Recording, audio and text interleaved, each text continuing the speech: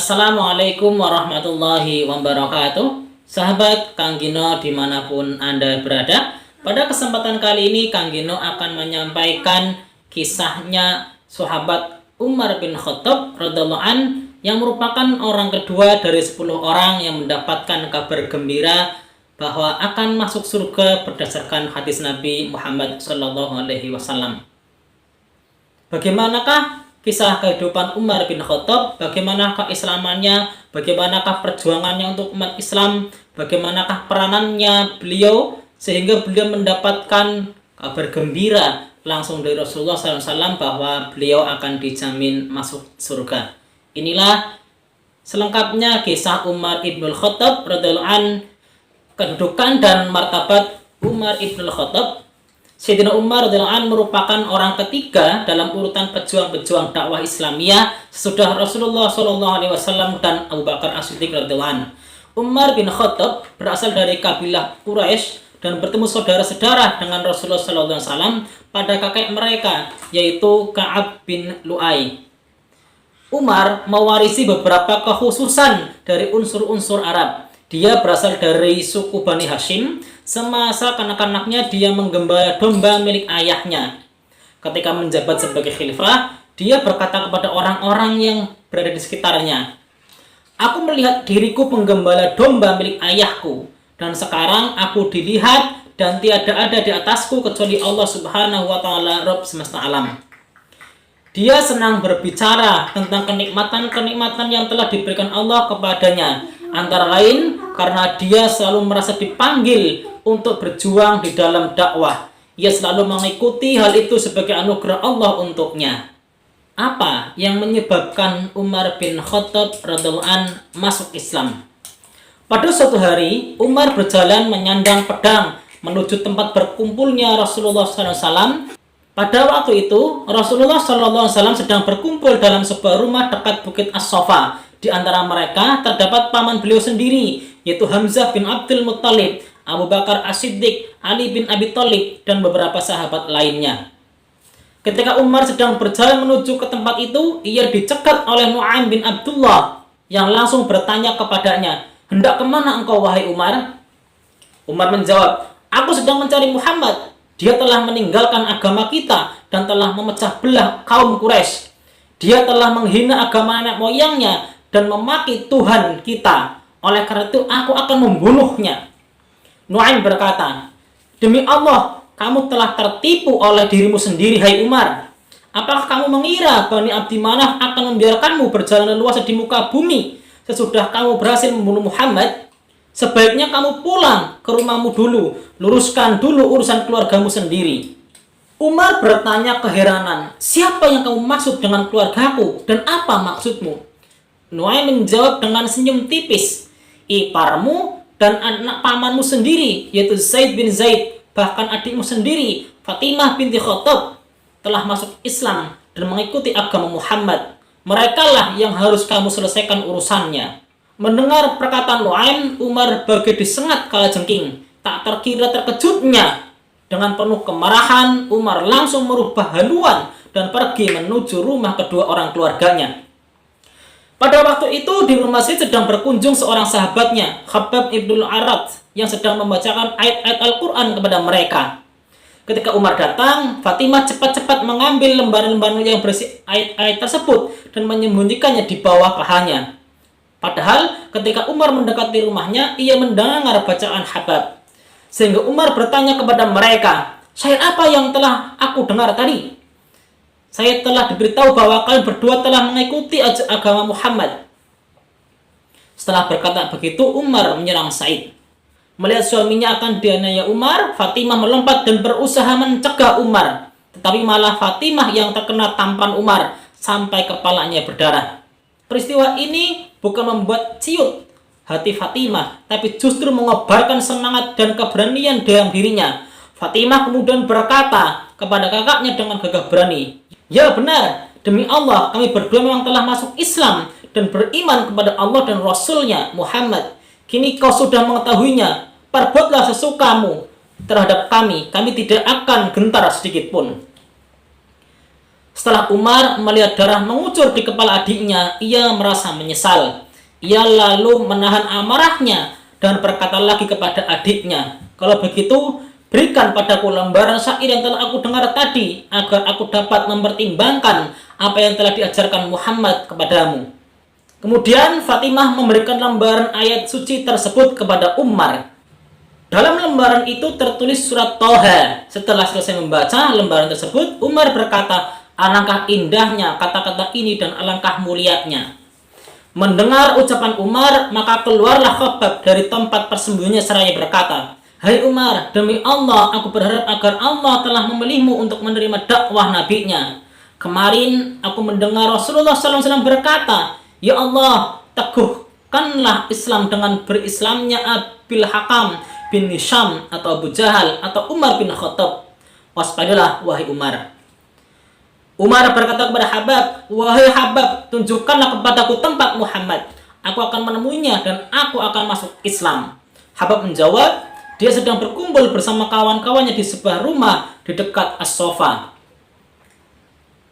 Setelah mendengar keterangan itu, Umar pergi dengan menyandang pedangnya menuju tempat Muhammad. Sesampainya di rumah itu, ia lalu mengetuk pintu. Salah seorang sahabat Rasulullah mengintip dari celah pintu dan melihat Umar menyandang pedang yang terhunus. Melihat demikian, sahabat ketakutan dan langsung memberitahu Rasulullah Shallallahu Alaihi Wasallam. Untuk melindungi Rasulullah, Hamzah bin Abdul Muthalib berkata kepada Rasulullah, "Apakah engkau mengizinkan aku untuk menghadapinya?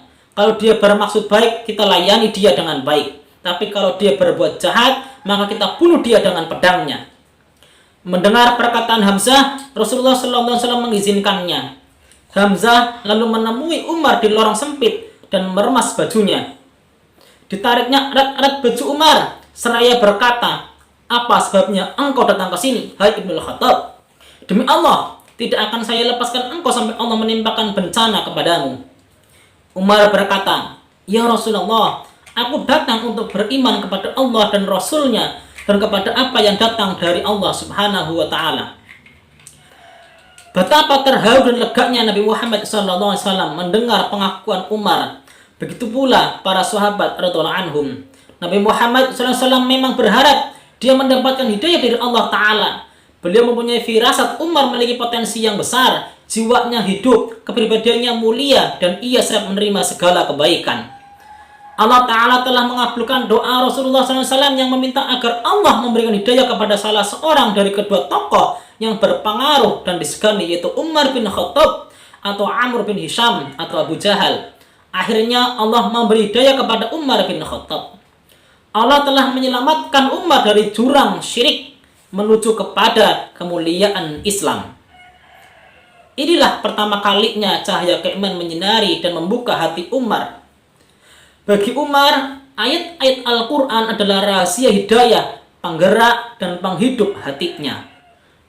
Kepribadian Umar bin Khattab yang patut direnungkan. Merupakan suatu hal yang aneh, seorang manusia yang berasal dari masyarakat Badui Tulen dan dari sumber jahiliyah pertama menjadi seorang Amirul Mukminin. Umar tidak pernah mengenyam pendidikan sekolah, apalagi sampai merantau ke pelosok negeri untuk menuntut ilmu atau hidup di tengah-tengah ahli pemikir. Tapi nyatanya ia dapat memberi contoh kepada kaumnya dalam mengurus pemerintah dan kekuasaan yang penuh dengan keadilan, kebijaksanaan, keutamaan, dan berdasarkan fikih atau hukum Islam. Di masa sebelum masuknya Islam, Umar dikenal di kalangan kaumnya sebagai utusan yang mampu berdiskusi, berdialog, dan memecahkan berbagai urusan. Dia juga pedagang yang mahir dan tekun dalam perdagangannya. Ia dikenal sebagai orang yang memiliki temperamen kasar, kokoh dalam memegang prinsip, dan berkedudukan tinggi. Oleh karena itulah, dia digelari Al-Faruq Umar ibn al-Khattab. Tak lama setelah menyatakan keislamannya, ia bertanya kepada Rasulullah SAW, "Ya Rasulullah, mengapa kita sembunyi-sembunyi dalam menyiarkan agama kita? Padahal kita berada di atas kebenaran dan mereka kaum kafir berada di atas kebatilan." Rasulullah SAW menjawab, "Jumlah kita sedikit dan kamu dapat melihat sendiri apa yang selalu kita alami." Umar berkata lagi, "Demi yang mengutus engkau dengan hak, Aku berjanji bahwa pada tiap-tiap tempat yang pernah aku sebarkan kekafiran, akan aku datangi untuk menyebarkan keimanan. Pada suatu hari, Rasulullah Shallallahu Alaihi Wasallam bersama kaumnya pergi menuju Ka'bah dengan dua barisan. Barisan pertama dipimpin oleh Hamzah dan barisan kedua dipimpin oleh Umar. Ketika melihat kedua barisan yang dipimpin oleh Hamzah dan Umar, kaum kafir tampak muram wajahnya dan kecut hatinya. Maka sejak itulah Rasulullah Shallallahu Alaihi Wasallam memberi gelar kepada Umar dengan Al-Faruq, yang artinya pembeda antara hak dengan yang batil. Kisah hijrahnya sahabat Umar. Ketika kaum muslimin hijrah ke Madinah, mereka seluruhnya meninggalkan kota Mekah secara sembunyi-sembunyi, kecuali Umar. Hanya Umar yang hijrah secara terang-terangan.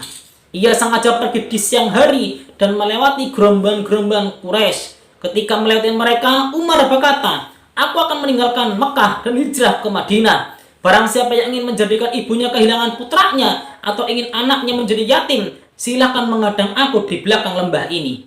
Mendengar perkataan Umar yang gagah itu, tidak seorang pun yang berani membuntuti apalagi mencegah Umar. Itulah kekuatan yang dimiliki oleh Umar bin Khattab sejak awal keimanannya sampai ia mengarungi kehidupannya. Keutamaan dan tindakan sahabat Umar bin Khattab yang tepat. Pada suatu hari, datang seorang utusan kaisar menemuinya dengan diantar oleh beberapa orang pengawal. Pada waktu itu, Amirul Mukminin Umar bin Khattab sedang tidur di kebun dengan berbantalkan batu bata. Melihat hal tersebut, utusan kaisar berkata kepadanya, "Wahai Umar, sungguh Anda telah berlaku adil. Oleh karena itu, Anda dapat tidur dengan enak dan aman." Setelah negeri Syam dapat ditaklukkan dan direbut dari penjajahan Romawi, Umar pergi mengunjungi Palestina. Dalam kunjungannya itu, ia diminta memakai pakaian kebesaran dalam suatu upacara yang meriah. Tapi karena keteguhan dan kesadaran pada keimanannya, ia menolak semua itu dan tetap memakai pakaian sehari-hari.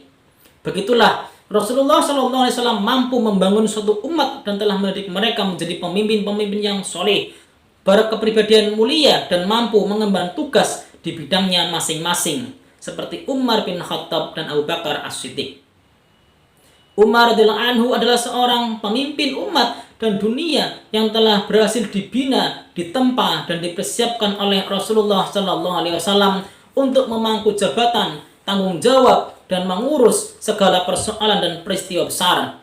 Nama Umar radhiyallahu anhu terpadu dengan daulah Islam, Imperium Persia dan Romawi dan semua kerajaan yang tercatat dalam sejarah. Tanpa Islam dan tanpa kenabian Muhammad SAW, orang tidak akan mendengar dan tidak akan mengetahui siapa itu Umar. Abu Bakar As-Siddiq memiliki sifat yang lemah lembut dan tenang, sedangkan Umar bersifat keras, tegas, dan tegar. Itulah dua sifat yang telah dipadukan oleh Nabi Muhammad SAW. Keadilan sahabat Umar bin Khattab radhiyallahu an. Pada suatu hari, putra Amr bin As, gubernur Mesir, berpacu kuda dengan orang-orang Mesir. Tapi kemudian mereka berselisih dalam menentukan pemenangnya. Putra gubernur Amr marah dan memukul orang Mesir tersebut seraya berkata, "Aku ini putra dua orang yang mulia." Perbuatan putra Amr itu dilaporkan kepada Umar bin Khattab. Umar lalu memanggil mereka disertai dengan gubernur Amr bin As. Setelah melakukan pengecekan, maka diputuskan orang Mesir tersebut harus membalas pukulan anak gubernur dengan pukulan lagi. Orang Mesir itu juga disuruh memukul gubernurnya. Dengan demikian, putranya tidak akan berani lagi memukul orang secara sembarangan. Hanya karena kekuasaan ayahnya, ia berani melakukan hal tersebut. Umar lalu berkata kepada gubernur Amr bin As dengan nada keras, "Sejak kapan kamu memperbudak manusia padahal mereka dilahirkan oleh ibu-ibu mereka dalam keadaan bebas merdeka?" Dengan berbagai alasan yang dapat diterima dan dengan disaksikan banyak orang, gubernur Amr bin As akhirnya terbebas dari hukumannya. Umar adalah orang yang pertama kali dalam banyak hal. 1. Mendirikan Baitul Mal. 2. Menulis tarikh dari hijrah atau tahun hijriah. 3. Menyunahkan sholat tarawih berjamaah di masjid. 4. Melakukan penyelidikan dan pengawasan pada malam hari. 5. Menghukum perbuatan mencaci maki. 6. Menghukum dera 80 kali peminum arak. 7. Mengharamkan kawin mut'ah. 8. Melarang menjual budak wanita yang mempunyai anak. 9. mengumpulkan orang-orang untuk sholat jenazah. 10. Memperluas kekuasaan ke wilayah-wilayah lain, baik Persia, Irak, Syam, maupun Mesir. 11. Mengirimkan bahan makanan melalui Laut Merah dan Mesir ke Madinah. 11. Mengirim bahan makanan melalui Laut Merah dari Mesir ke Madinah. 12. Menetapkan faraid, pembagian harta waris. 13. Menetapkan pengenaan zakat atas ternak kuda. 14. Menetapkan hakim-hakim daerah-daerah. 16. Dijuluki Amirul Mukminin. 17. Menyediakan gudang yang berisi gandum bagi orang-orang yang kehabisan bahan makanan. 18. Memperluas Masjid Nabawi dan tanahnya ditaburi kerikil. 19. Menciptakan uang logam. 20. Menggunakan pos untuk pengiriman surat-surat. 21. Mengangkat pejabat yang mengawasi harga-harga dan yang mengatur tata tertib kesopanan dan susila. 22. Membuat parit-parit dan jembatan-jembatan. 23. Mengirimkan pasukan penjaga di tempat-tempat strategis. Mereka ini diberi nama Al-Jannad. 24. Mengangkat pejabat yang ditugasi khusus memantau berita-berita tentang para petugas di daerah dan menerima keluhan-keluhan mereka yang dikirimkan kepada khalifah. Petugas tersebut bernama Muhammad bin Maslamah. Pujian Nabi Muhammad SAW kepada Umar bin Khattab. Pujian dan cinta Nabi Muhammad SAW terhadap Umar begitu besarnya sehingga beliau bersabda, yang paling kokoh dalam agama Allah dari umatku ialah Umar. Sahabat Abbas berkata bahwa Rasulullah SAW bersabda, sesungguhnya aku memiliki 2 penasehat, menteri dari ahli langit dan 2 orang penasehat atau menteri dari ahli bumi. Yang dari ahli langit adalah malaikat Jibril dan Mikail, sedangkan yang dari ahli bumi adalah Abu Bakar dan Umar. Merekalah pendengaran dan penglihatanku. Dari Aisyah radhiyallahu anha bahwa Nabi Muhammad SAW bersabda, sesungguhnya setan-setan menyingkir atau menghindar apabila berjumpa dengan Umar. Wafatnya Umar bin Khattab. Sepulang dari menunaikan ibadah haji pada tahun 23 Hijriah, dia berdoa, ya Allah, aku memohon kepada Engkau agar aku dapat mati syahid di jalanmu dan wafat di bumi Rasulmu. Ternyata Allah mengabulkan doanya. Kedua keinginannya itu terkabulkan. Ketika Umar radhiyallahu anhu akan sholat subuh di mihrab pada hari Rabu tanggal 26 Dzulhijjah tahun 23 Hijriah, dia ditikam oleh seorang majusi bernama Abu Lu'lu'ah atau Fairuz yang berasal dari Persia. Fairuz adalah pelayan Al-Mughirah bin Syu'bah.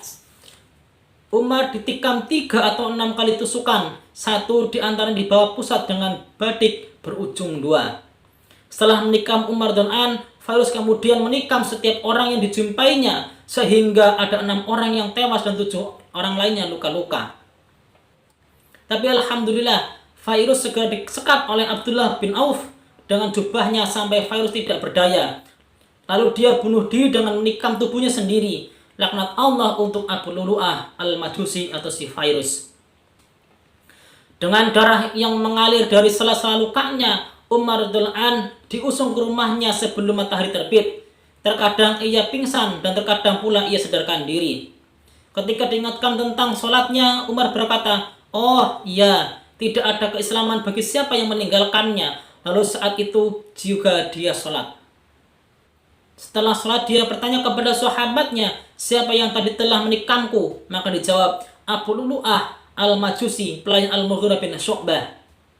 Mendengar jawaban itu, Umar justru berkata, alhamdulillah yang menjadikan wafatku oleh orang yang mengaku beriman tapi tidak pernah berjud kepada Allah. Selama 3 hari setelah penikaman itu, Umar masih bertahan hidup. Tapi setelah itu, di saat ia berusia 63 tahun, sama dengan umur Rasulullah SAW dan Abu Bakar As-Siddiq, ia wafat. Umar memaku jabatan khalifah selama 10 tahun, 6 bulan, 5 hari. Anaknya berjumlah 13 orang, 9 orang laki-laki dan 4 orang perempuan. Wasiat Umar bin Khattab menjelang wafatnya. Sebelum beliau wafat, Umar berwasiat agar urusan khalifah dan pemimpin pemerintahan dimusyawarahkan oleh 6 orang yang telah mendapatkan keridhaan Nabi Muhammad SAW. Sebelum beliau wafat, Umar berwasiat agar urusan kekhalifahan dan pemimpinan pemerintahan dimusyawarahkan oleh 6 orang yang telah mendapatkan keridhaan Nabi Muhammad SAW sebelum beliau wafat. Mereka adalah Utsman bin Affan, Ali bin Abi Thalib, Talha bin Ubaidillah, Az-Zubair bin Awam, Sa'ad bin Abi Waqqas, dan Abdurrahman bin Auf. Umar menolak menetapkan salah seorang dari mereka. Aku tidak mau bertanggung jawab selagi hidup dan sesudah mati. Kalau Allah menghendaki kebaikan untuk kalian, maka Allah akan melahirkannya atas kebaikan mereka yang keenam orang itu. Sebagaimana yang telah ditimbulkan kebaikan bagi kaum oleh Nabimu Muhammad SAW. Karena ketinggian waraknya, sikap hati-hati Umar, maka Umar radhiyallahu anhu sengaja tidak menunjuk anak paman dan adik iparnya sendiri, yaitu Zaid bin Zaid dan Amr bin Nufail. Ia khawatir orang lain menuduhnya karena dia masih keluarga Umar. Meskipun Zaid bin Zaid adalah salah seorang dari ke-10 orang yang mendapat kabar gembira untuk masuk surga. Umar juga berpesan kepada sahabatnya yang 6 orang itu agar putranya Abdullah menghadiri musyawarah, tetapi ia tidak memiliki kuasa apapun. Kehadiran Abdullah hanya untuk mengutarakan pendapat saja. Ia tidak boleh diserai kekuasaan apapun. Kemudian ia juga berpesan agar selama sidang musyawarah yang menjadi imam sholat adalah Suhaib bin Sanan Ar-Rumi sampai musyawarah itu selesai. Umar radhiyallahu anhu hanya mengangkat ke-6 orang itu, tidak menyertai Ubaidah bin Jarrah, orang ke-10 yang diberitakan masuk surga karena ia telah wafat. Ia juga tidak mengangkat Zaid bin Zaid, orang ke-9 yang diberitakan akan masuk surga karena ia adalah adik iparnya sendiri. Selain itu, Zaid tidak berminat memangku jabatan apapun. Dia hanya ingin menjadi tentara yang terjun ke kancah peperangan dan dakwah. Ia bercita-cita gugur sebagai syahid di medan tempur dan Umar mengetahui hal itu. Demikianlah kisah perjalanan hidup sahabat Umar bin Khattab, orang kedua yang mendapat kabar gembira akan masuk surga. Semoga kita semuanya, sahabat Kang Gino dan kaum muslimin, dapat meneladani kehidupan dari sahabat Umar bin Khattab radhiyallahu anhu. Demikian kisah Umar bin Khattab. Semoga ada manfaatnya. Insya Allah di video berikutnya Kang Gino akan menyampaikan kisah Utsman bin Affan radhiyallahu anhu sebagai orang ketiga yang mendapat kabar gembira akan masuk surga. Wassalamualaikum warahmatullahi wabarakatuh.